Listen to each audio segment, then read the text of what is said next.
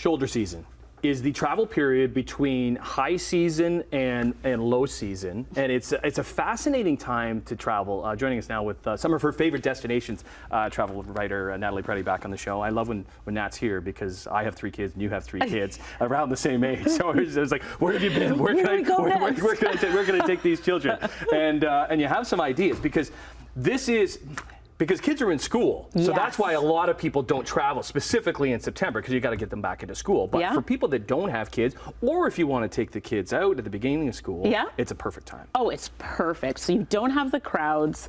The weather is a lot more bearable, so it's cooler. You don't have those high summer temperatures, and also the prices reflect that. So your hotels, your food, the tours, everything. There's a lot less people, and it's cheaper. So it's really, really ideal. Okay, where are you thinking? Okay, so if you want to stay in Canada, which of course is great when you're thinking about the dollar, you know, and how far you want to stretch it. Yeah, I always forget that when you go traveling. Like we were in Europe in the summer, and you're just like spending it, you're and it's like, oh, it's Monopoly money. It doesn't count. And then you get back, you're like, oh, right. Oh, no. Yeah, exactly. You got to give your credit card a spa day.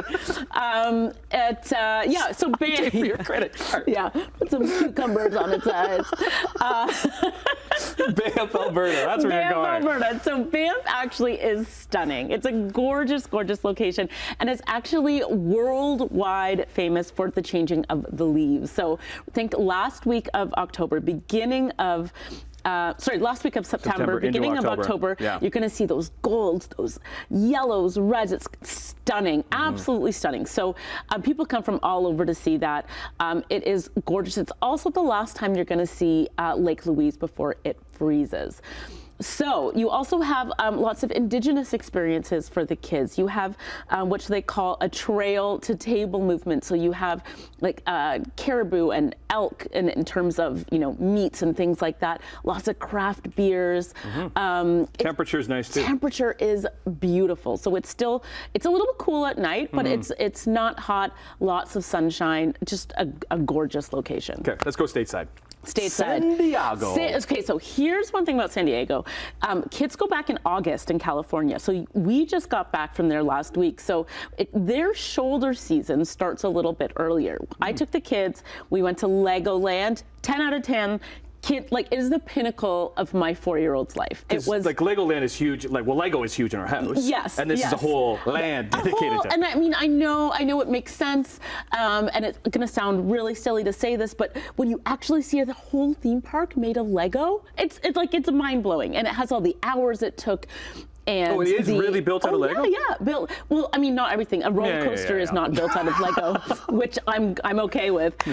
But you know, there aren't a lot of kids there. So you know, we were able to go on one roller coaster 4 times in a row. Okay, it was awesome. And the thing about San Diego, it says 250 sunny days a year. It's always like a consistent temperature. Consistent. Even in the winter, it's nice. All of that sunshine just makes you feel good. You know, in November, as it's starting, you know, days are getting shorter. Just that little burst of vitamin D that'll just get you through the winter. Okay.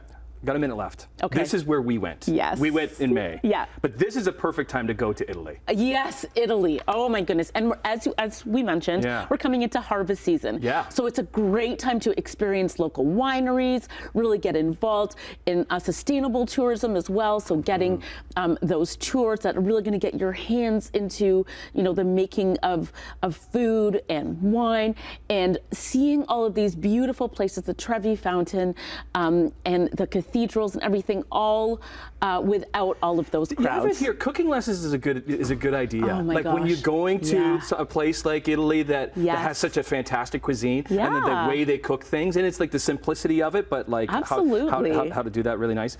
Is that more of an adult trip, the Italy trip? I think so. I think so too. I think so. Although I met someone yesterday who's taking her young kids to Puglia. Really? Yeah, so in shoulder season. So, you know, I think that's something I'm gonna have to do too. We did it Sans Kids and it was fantastic. I know, it's amazing. It's amazing without kids. Where can we follow you, Natalie Preddie? As always on Instagram, Natty P. Love to follow Nat to see where she's going next. Natalie Preddie, travel experts, more Morning Live on your Thursday after this.